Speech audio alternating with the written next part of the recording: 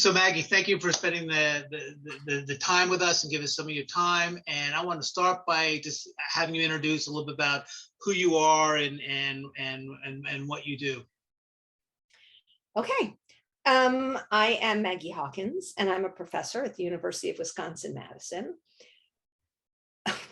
That's who I am and what I do. How much do you want me to Well, it say? is. But obviously we want to engage because you do a lot of work that's about community building internationally. So we'd like to hear about, in your words, what you engage in.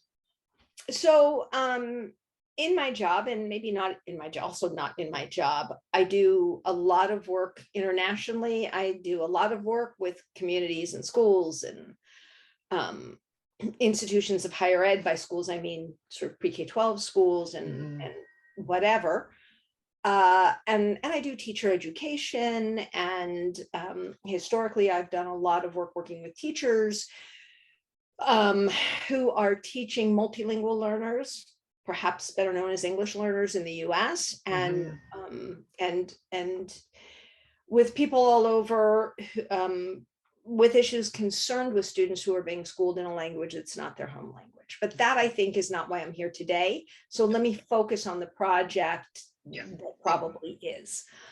So I have a project called Global StoryBridges, which y'all can look up if you want. www.globalstorybridges.com.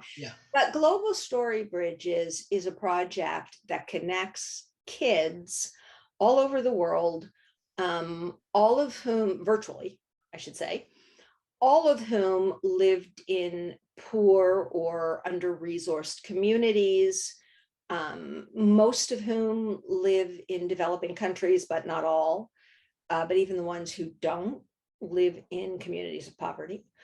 And what the short version of what we do is that they will have a group of kids in a given site. And so that's maybe a dozen or so kids. It can't be done with a lot of kids in one site, unfortunately. And they have an adult who facilitates, but does not teach. And this is not part of school. Well, it happens at school sometimes, but it's not part of school curriculum or formal school. And the kids are tasked with making digital stories or short videos of their lives and communities, which they then post on our website.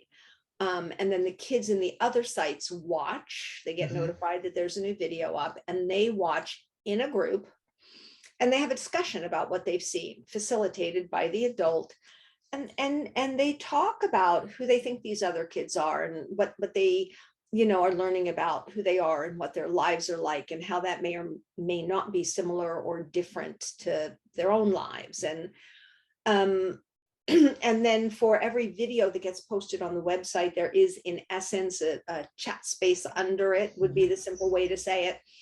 So the kids watching the videos have this conversation and decide together. It's not social networking, and it's not ever individual, but they decide together on comments and questions to post to the young makers, the ones who made the video, and they do that. And then the kids who made the video get the questions, and they sit together and discuss them and how they would like to answer them. And then they, type. What would be an example of a question that one of the group would ask of the makers? Oh, well, a big question, for example, to kids in some countries is, why do you wear uniforms to school? Or why don't girls have any hair in places, like in some places in Africa, for example, where girls have to have very short hair? It's a school rule.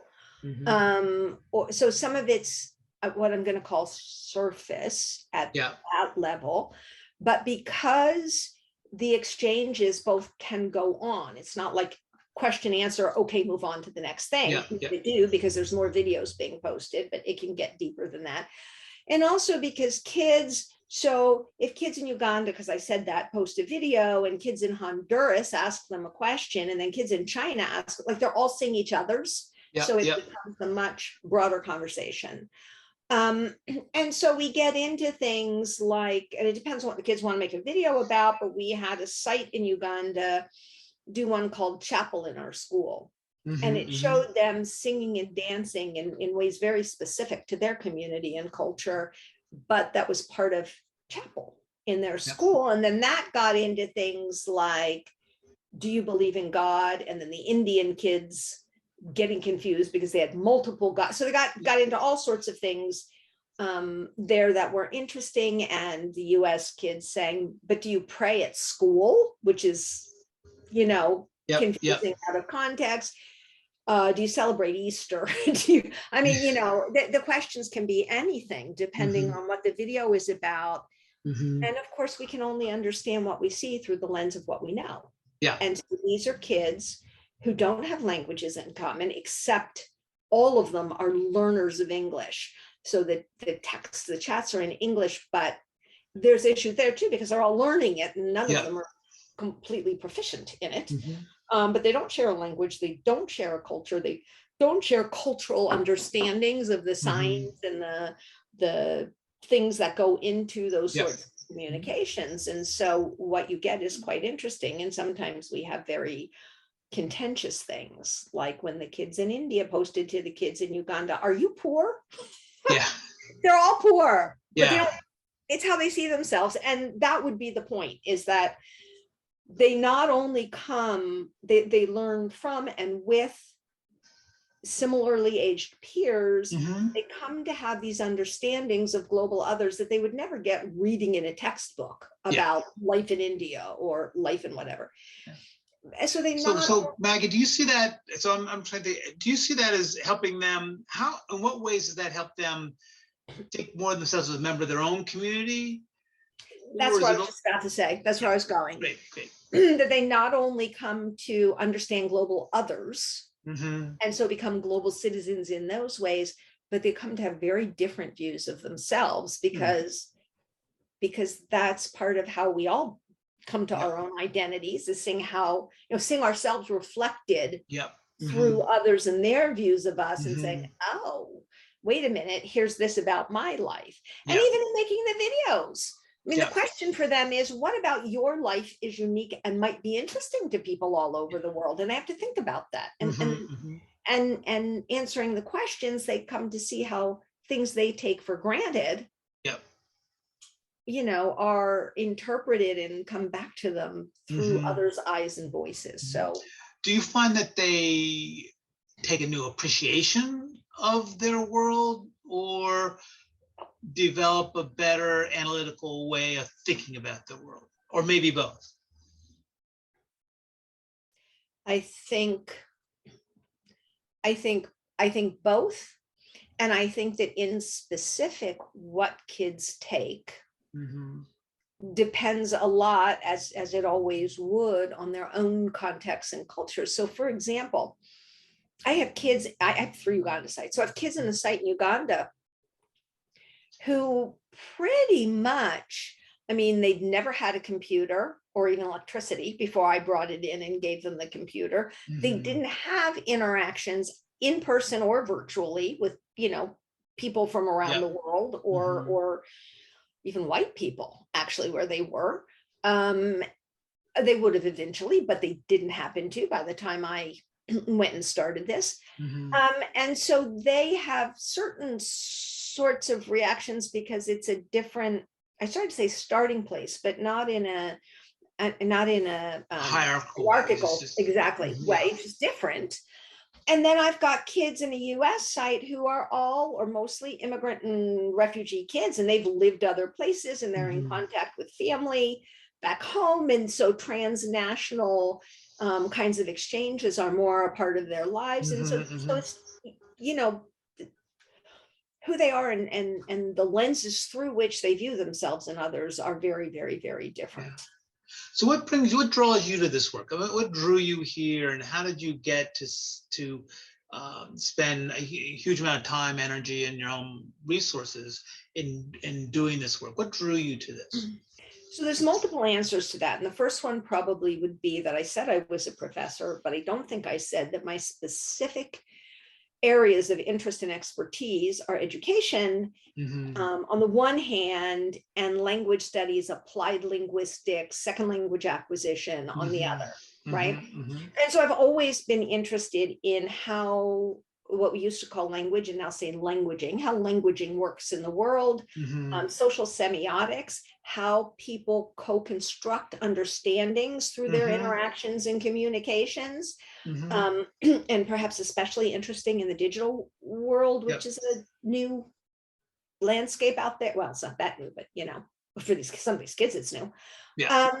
And so communications and understandings across diversity and distance, equity in relations, in social relations, and in schooling and education, and so many Mhm. other things have always been central to what I do. Yeah.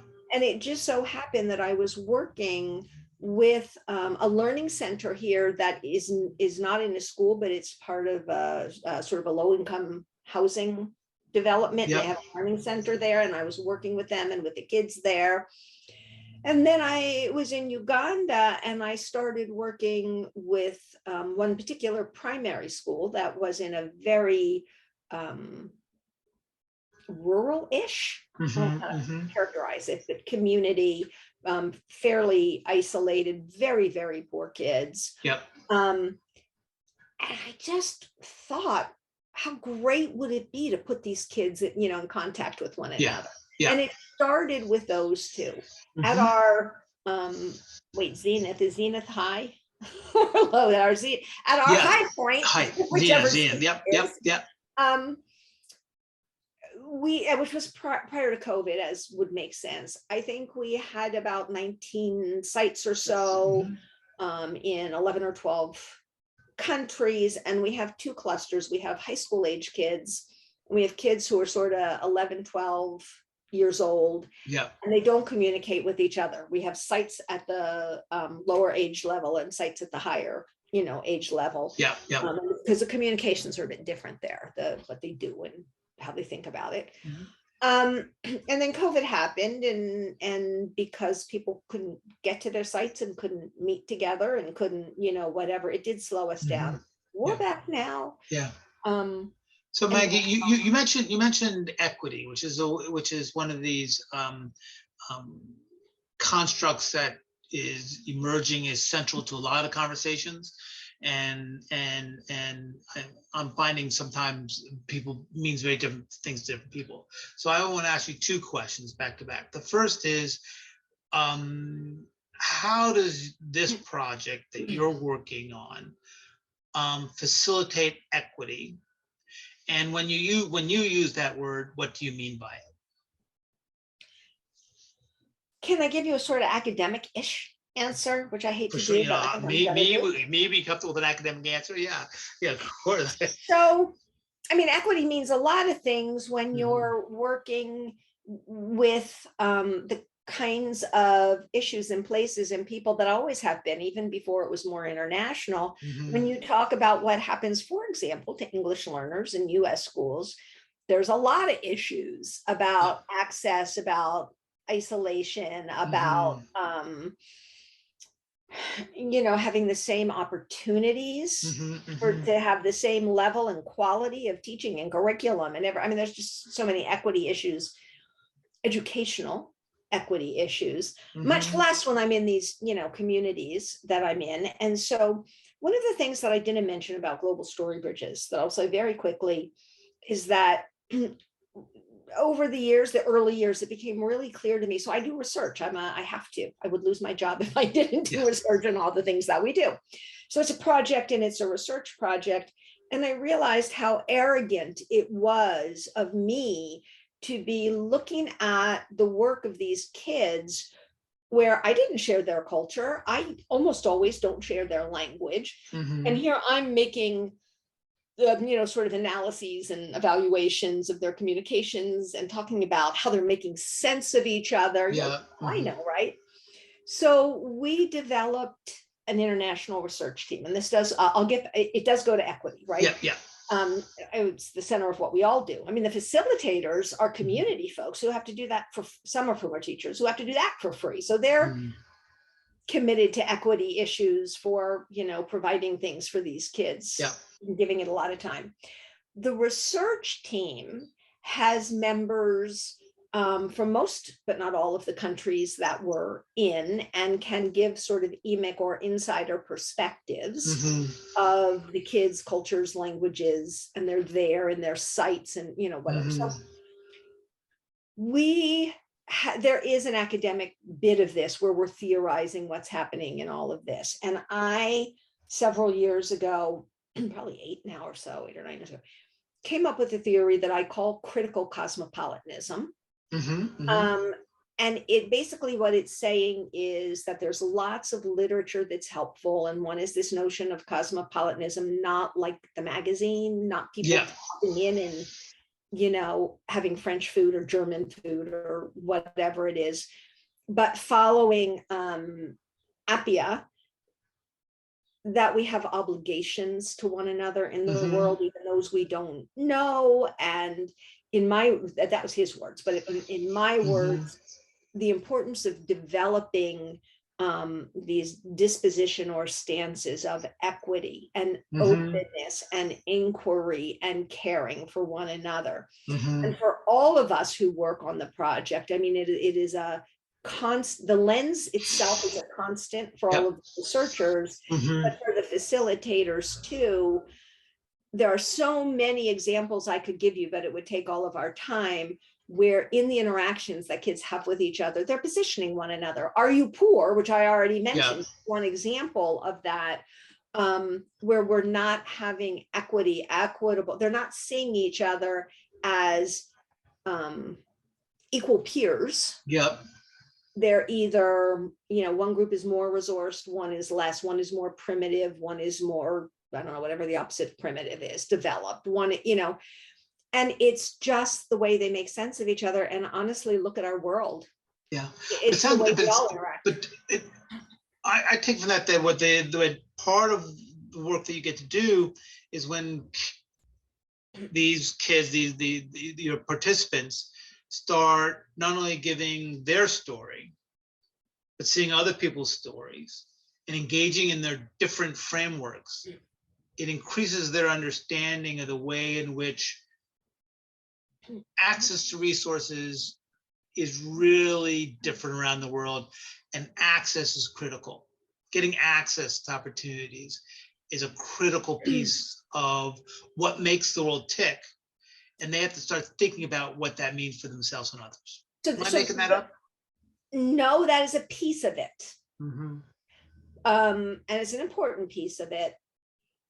But it is also true that all of us, again, look at a newspaper, when we engage in any way with others that we don't know intimately, we're doing it through, again, lenses. I didn't mean to use that word that many times, but it's, you know, it's from, it's through stereotypes and biases and ways we categorize the other as less than us, access or no access to things. Poverty is a piece of it. Socioeconomic status is a piece of it, but it isn't the only one.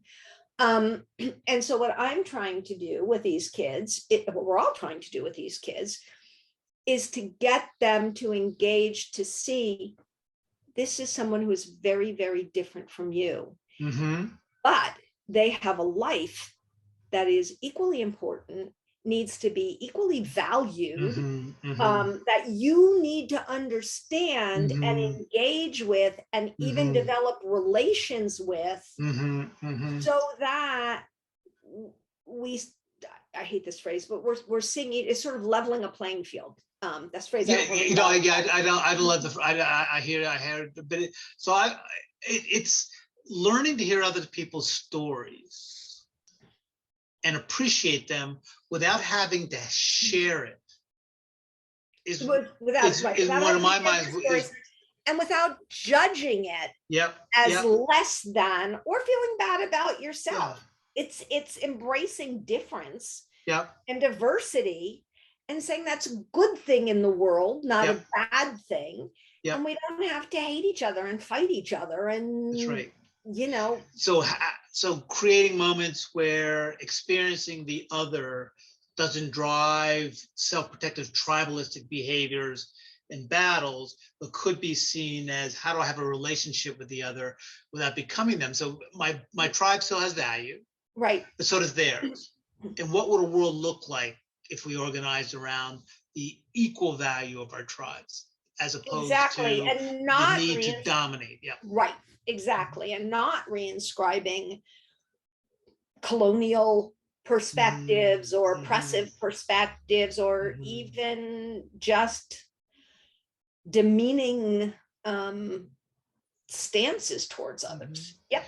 So it's a gift that you're giving these early adolescents, early to late adolescents, this opportunity as they form their sense of their place in the world, sense of their place in the world, the understanding that they can have a place and they don't have to be threatened that people have a different place. Exactly. And therefore, when they're decision makers, if they can bring that forward in a way, they may be less likely to be driven to create systems that privilege their tribe over others, understanding that they can get good things if both tribes are nurtured. And maybe if I were going to dream one step beyond that, not just when they are decision makers that will happen, but that they realize that they want to be in positions where they can be decision makers, so that those things happen, a real commitment to it. That's good. That's very powerful. So I want to go back to something that we were talking about before we started recording this. And you were talking about it. What we were talking about? I remember parts of it. I ain't dead yet. But you were talking about in your classroom, as you're engaging with pre-service teachers and educators, and you were sharing with them how much the world of work has changed going forward. So I want to come back to that conversation, because you obviously your work with the global storytelling is part of a system worldview changing approach, but done at a person-to-person level. It's not this 1,000 people are going to be transformed all at once, but if you get 10 to 15 kids in an environment who get this transformation experience, that could be part of system change. Yeah, but times 20 sites per year, at least does something. No, maybe. something, and substantive. But then you're also as a pre-service educator, you have the impact of the next generation of leaders. And you were talking in that role as to how you've seen the world of work change rapidly in the past 5 years, and we're encouraging them to be prepared for the next changes. So I was wondering if you share with us what you shared with your students about your view of the changing world of work. Yeah, so I think that there is a lot being written now. There's stuff I've certainly read, even in popular media, newspapers, or whatever, to account for why there are no workers, for example. So, I mean, how many businesses do you know, and you're in Boston and I'm in Wisconsin, and how many businesses do you know that can't find enough workers to staff what they do and are cutting back or closing if there's that. And the fact that people aren't really embracing going back to the office 9 to 5, the idea of punching into a clock at some hour and punching out at another. Like, those aren't the businesses that want to be competitive for workers, actually have to move away from that, right? So the terrain of work is different. And you can read all sorts of theories. People feel like because the government gave COVID subsidies, people think they don't have to work because they, you can read lots of things, but nonetheless, the terrain of working in workplaces and the nature of jobs and what they look like is different. And back to academics, back 20 years ago, the New London Group and others in the pedagogy of multiliteracies, maybe we'll slow that up, were drawing on, the idea of a new world ordered in fast capitalism and all of that. And they were predicting that things were going to change. But what I was saying to you, I didn't say that, but nobody could have predicted where we are now. Even yes, things are going to change. The point of that was you're going to need in 5 years and 10 years, the kinds of skills you're going to need to be competitive in a workplace are not what they are now. And then the subsequent point that schools aren't really preparing us preparing students for that. And talk about a hidebound institution. So I got the opportunity to do a review actually with my son and one of his graduates from our undergraduate program here at Boston University on issues of preparing teachers to serve culturally and linguistically diverse students. And deep within the literature is this ongoing thread that, one, we have to recruit more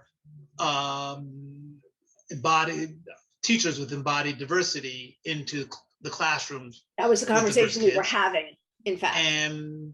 But the other piece is how awful the conditions of work are for teachers.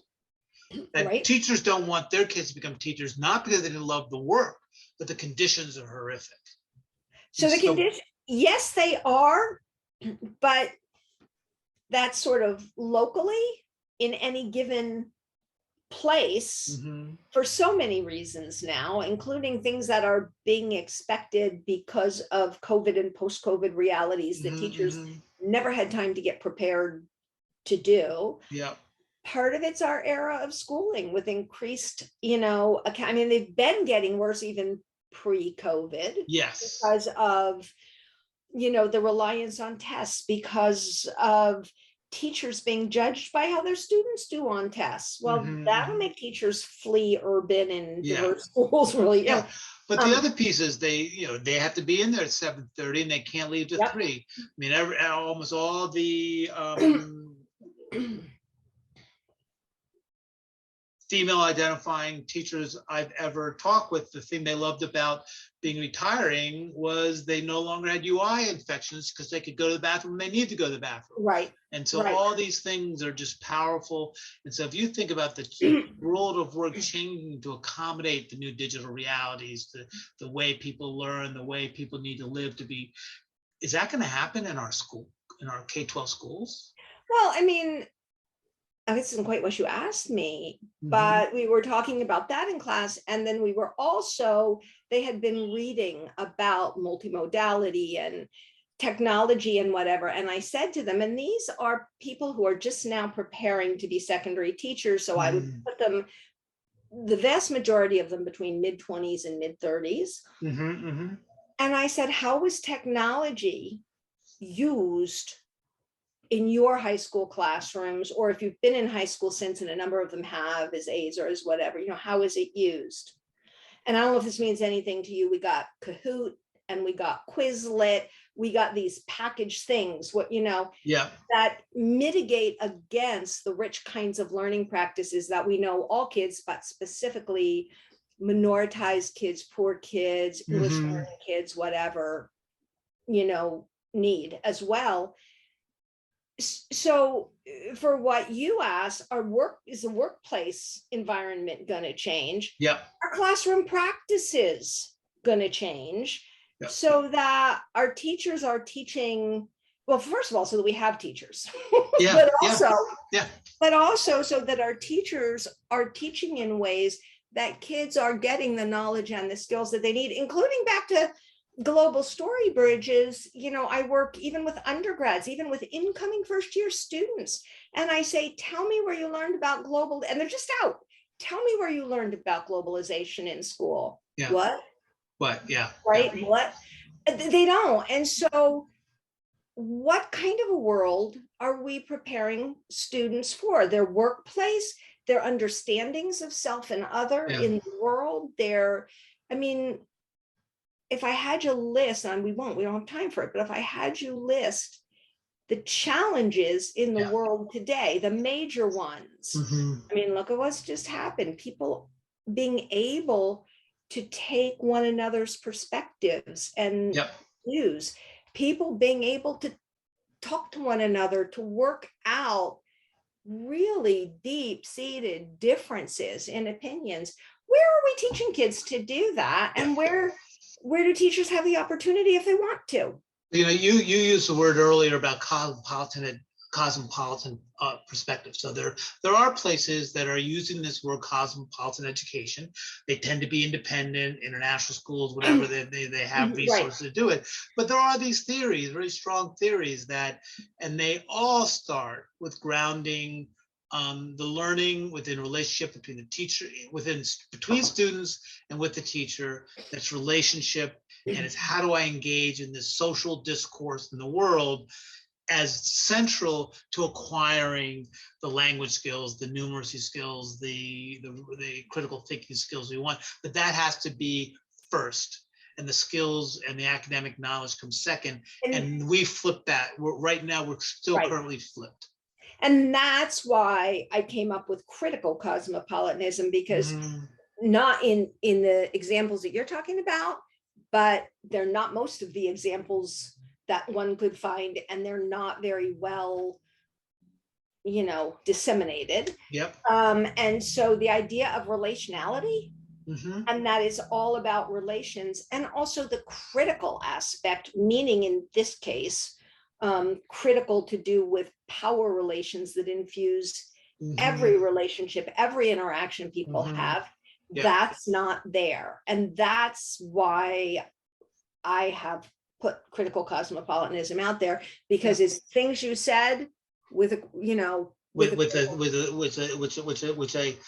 increasingly sophisticated social structural lens, and how that is central to who has equitable opportunity, equity and who oriented. does not. Just what I was going to say. It's central. Well, Maggie, I want to thank you so much for your time, and then I'm going to say, because we're going to have to come back to this, because I know we're not done, and we'll look forward to these conversations as we go forward. So I really appreciate you sharing with us your perspective, and look forward to ongoing conversations. And can I just offer an invitation to anybody who wants to engage with any of this? Can they get my email address, Hardin? Is that possible? Yeah. Why don't you give it to them, and we'll put up your bio with this whole thing as well. Okay, so put up the bio, and let's have the email address under it. And then anybody who wants to email me, either to continue these conversations, or if you're somewhere in the world where you work with the populations and want to commit some time and have a Global StoryBridges site, just let me know. That can be done. Great. Will do. Great. Thanks, Hardin. Well, thank you so much, and you take care and be well. You too. Thank you.